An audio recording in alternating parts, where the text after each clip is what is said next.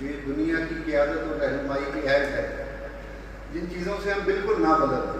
ہم یہی سمجھتے ہیں کہ مسلمان بھی صدیوں سے زوال ہی کا شکار ہے. تو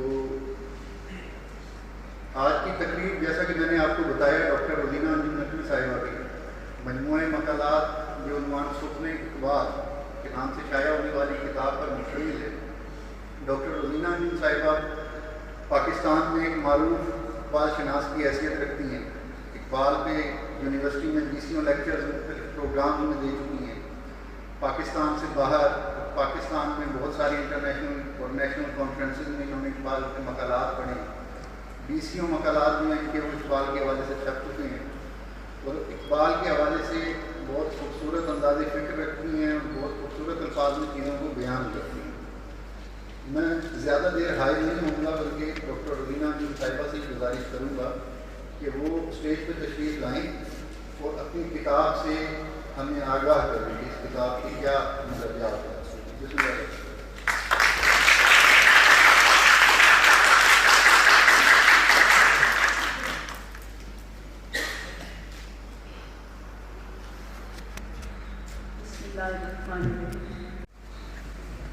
میرے لیے یہ بہت بڑے اعزاز کی بات ہے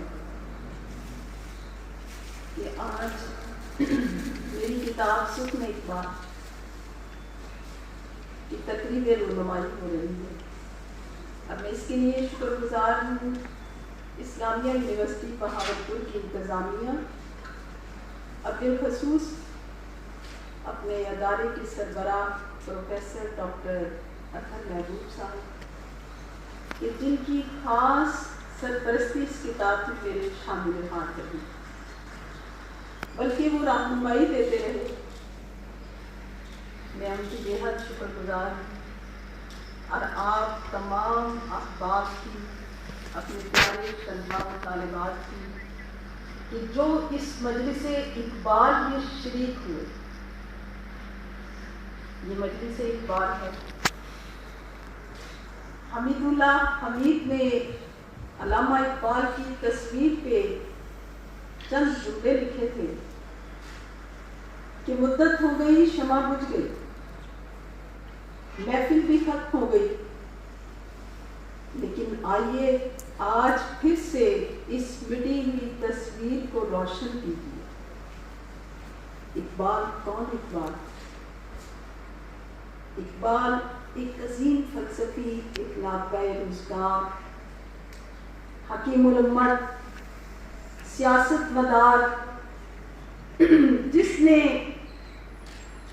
اپنی خوابیدہ قوم کی سوئی ہوئی رگوں میں زندگی کی رمق کو پیدا کی، جس نے مسلمانوں کو کار مذلت سے نکال کر روشنی کے میناروں کی طرف گامزن کیا، وہ اقبال۔ علامہ اقبال کی ہستی محتاج تعریف نہیں، آپ سب جانتے ہیں۔ مجھے شروع سے ہی شعراء میں علامہ اقبال پسند تھے، اور یہاں میں ذکر کروں گی اپنے استاد محترم ڈاکٹر اکرم شاہ صاحب کا، جو پاکستان نہیں بلکہ تمام دیگر ممالک میں بحیثیت ماہر اقبال جانے جاتے ہیں۔ میں نے ان سے یہ 2 لفظ پڑھے اور آج میں اس قابل ہوئی کہ میں اقبال پہ کچھ کہہ سکوں، کچھ لکھ سکوں، وگرنہ اپنے تعارف کے لیے تو میں بس ایک قطعہ ہی پڑھوں گی۔ سعدی نے کہا تھا، گلی خوشبوئی در حمام روسی، رسید از دست محبوبی بدستان، بدو گفتم که مشکی یا عبیری، که از بوی تو دل مستم، بگفتا من دل ناچیز بودم، ولیکن مدتی با گل نشستم، جمال هم نشی بر من اثر کرد، وگرنہ من حمل خواهم که هستم۔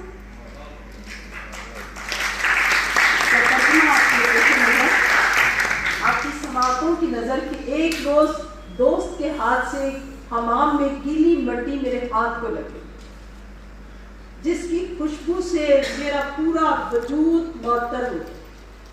میں نے اس سے پوچھا کہ تم مشک ہو یا عبیر ہو، کیا ہو؟ اس نے کہا میں تو وہی مٹی ہوں، لیکن ایک عرصہ تک کسی کے فیض سے باریاب ہوئی، وگرنہ میں تو وہی مٹی ہوں، اور اس صاحب کرامت کے فیض سے آج میں اتنی بلند ہو گئی، اتنا اثر اس نے مجھ پہ کیا، وگرنہ میں تو وہی نیچے پڑی رہنے والی مٹی ہوں۔ تو میں اپنے استاد محترم کو آج یقیناً خراج تحسین پیش کروں گی اور ان کی مغفرت کے لیے دعا کروں، ابھی ان کا وصال ہوا ہے۔ تو مجھے وہاں سے یہ شوق پیدا ہوا اقبالیات، اور مجھے یہ فخر بھی حاصل ہے کہ اردو اقبالیات میں جب پہلی مرتبہ ایم فل شروع ہوا تو میں پہلی اسٹوڈنٹ ہوں جس نے اردو اقبالیات میں 96 میں ایم فل کیا، اور ایم فل میں میری ریسرچ تھی اسرار خودی کے حواشی و تعلقات، اس پہ میں نے کام کیا۔ پھر کئی مقالات آپ نے سنا ہے، اور یہ سارے مقالات جتنے بھی آج یہ کتاب کی صورت میں آئے ہیں، یہ سارے میرے HGC اپرووڈ ریسرچ جرنلز میں شائع ہو چکے ہیں۔ ان تمام مقالات میں سے ایک مقالے کی میں آپ سے فرمائش کروں گی کہ آپ ضرور پڑھیے گا، اور وہ ہے اقبال اور عشق مصطفیٰ صلی اللہ علیہ وآلہ وسلم۔ میں نے مقالات کو صرف شعروں سے نہیں لکھا، میں نے علامہ اقبال کی تمام کتابوں کو دیکھا،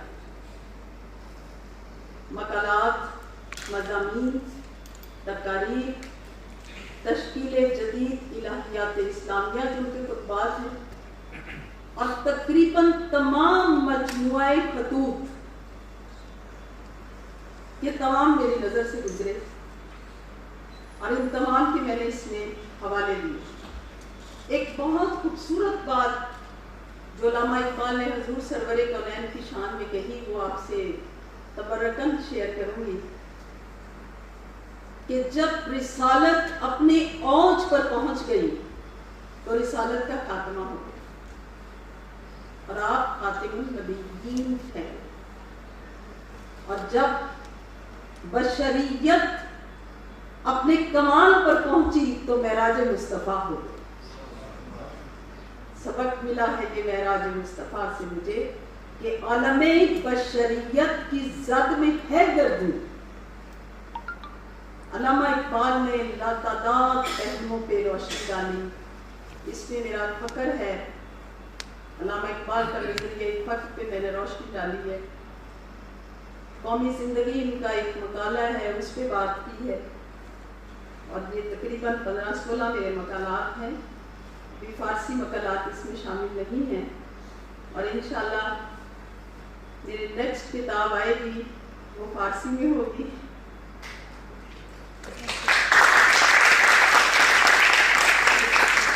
اور وہ بھی علامہ اقبال پر ہے. وہ علامہ اقبال کی فارسی غزل کا فکری و ہنری جائزہ ہے کہ علامہ اقبال نے غزل کیسی کہی، اس میں کیا فکر ہے، کیا افکار ہیں اور زیبائی کیا ہے. اس میں میرا کام ہے انشاءاللہ. تو نیکسٹ انشاءاللہ میری وہ کتاب آئے گی جلد ہی، اور ایران سے ہی پبلش ہوگی انشاءاللہ.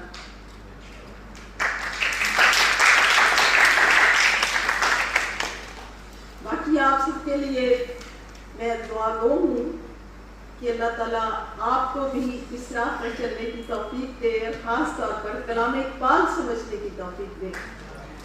یہاں بڑے بڑے اقبال شناس بیٹھے ہیں. میں ان تمام لوگوں کی تہہ دل سے شکر گزار ہوں جو آج اس تقریب میں جنہوں نے شرکت کی اور مجلس اقبال میں اپنا حصہ ڈالا. یقیناً یہ حصہ ہے، یہ شرکت نہیں ہے. چند اشعار آج کل بہت یہ جشن بھی منایا جا رہا ہے اس کے حوالے سے کہ قبضے میں یہ تلوار دیا جائے تو مومن، قبضے میں یہ تلوار دیا جائے تو مومن، خالد جانباز ہے یا حیدر کرار. اور یہ بیان دے گئی ہے مجھے بعد صبح کے گاہی کہ خودی کے عارفوں کا ہے مقام بادشاہ، پھر یاد روح اسی سے، پھر زندگی اسی سے. جو رہی خودی تو شاہی، نہ رہی تو روح سیاہ. ٹھیک ہے. پانی پانی کر گئی مجھ کو کلندر کی غبار. جب جھکا تو بیٹھ کے آگے، نہ تن تیرا نہ من تیرا. تو کچھ بھی نہیں رہا. اور آخر میں چند اشعار ساقی نامے سے. شراب کہن پھر پلا ساقیا، وہی جام گردش ملا ساقیا، مجھے عشق کے پر لگا کر پورا، میری خاک جگنو بنا کر پورا. تڑپنے پھڑکنے کی توفیق دے، دلے مرتضی سوزے صدیق دے. آپ کی سماعتوں کا بہت شکریہ.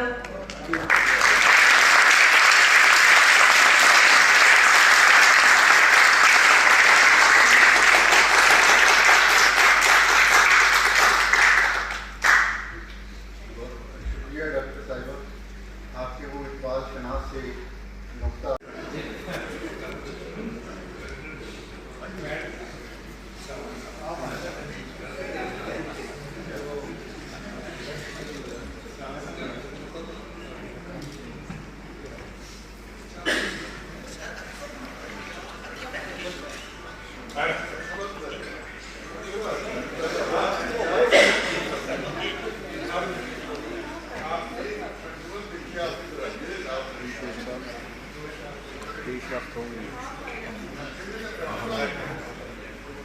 میرے خیال ہے سیم پیٹرن پہ آئے گا ہمارا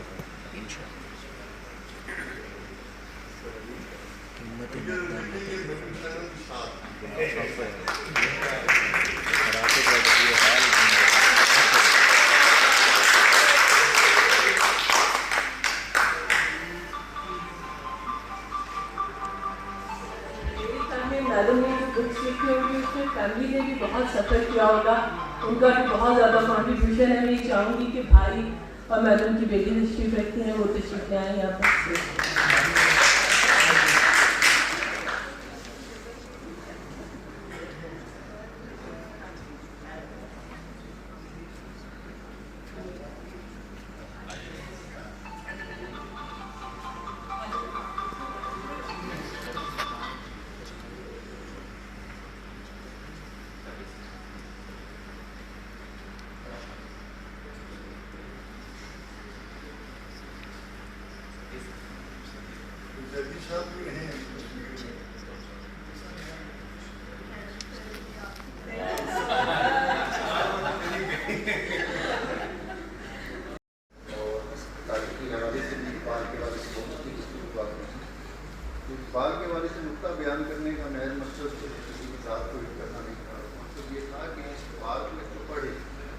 دوسرا اقبال کی تفہیم میں سب سے بڑی مشکل ہمیں یہ پیش آتی ہے کہ کیونکہ ہم نے قرآن پاک کا ترجمہ نہیں پڑھا اس لیے اقبال کے اکثر اشعار جو ہیں وہ ہمارے اوپر سے گزر جاتے ہیں یا ہم اس میں کوئی ایسا نقطہ دیکھ لیتے ہیں ہم کہتے ہیں یار یہ تو ٹھیک نہیں ہے بات. تو آپ سے پھر گزارش ایک مرتبہ یہ کروں گا کہ قرآن پاک کا ترجمہ ضرور پڑھا جائے. یا تو عربی زبان سیکھیں یا تو دی بیسٹ ہے کہ ہمیں عربی زبان آتی ہو اور قرآن جب ہم پڑھیں تو ہمیں سمجھ بھی آ رہی ہو کہ ہم کیا پڑھ رہے ہیں. اگر نئی عربی زبان آتی تو کم از کم قرآن پاک کا ترجمہ ہمیں ضرور پڑھنا چاہیے پھر ایک بات کو سوچ کے سمجھ. اب ڈاکٹر آفتاب گیلانی صاحب کے بعد میں گزارش کروں گا صادق الدین اور اردو ڈپارٹمنٹ کے چیئر پرسن ڈاکٹر شفیق احمد صاحب سے کہ اسٹیج پہ تشریف لائیں کتاب کے حوالے سے اپنے اچھے خیالات سے.